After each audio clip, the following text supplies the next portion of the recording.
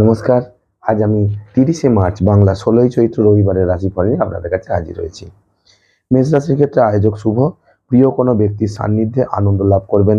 বৃষ রাশির ক্ষেত্রে আয়োজক শুভ, মানসিক শান্তিতে দিন কাটবে। মিথুন রাশির ক্ষেত্রে আয়োজক শুভ, ছোটখাটো ভ্রমণ হওয়ার সম্ভাবনা আছে। কর্কট রাশির ক্ষেত্রে বুঝে চলুন, বুঝে কথা বলুন, না হলে অযথা ঝামেলায় জড়াবেন। সিংহ রাশির ক্ষেত্রে আয়োজক শুভ হলেও পারিবারিক ও আত্মীয় বিবাদের কারণে মনোকষ্ট হবে। কন্যা রাশির ক্ষেত্রে কর্মক্ষেত্রে পরিবর্তন লক্ষ্য করা যায়, আয়োজক মধ্যম।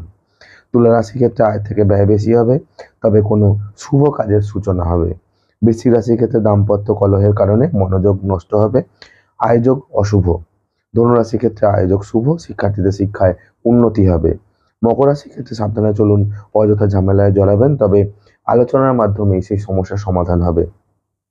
কুম্ভ রাশির ক্ষেত্রে আয়োজক অত্যন্ত শুভ, মানসিকভাবে শান্তি লাভ করবেন। এবং মীন রাশির ক্ষেত্রে আয়োজক শুভ, কর্মক্ষেত্রে নিজ প্রচেষ্টায় উন্নতি লাভ করবেন। নমস্কার।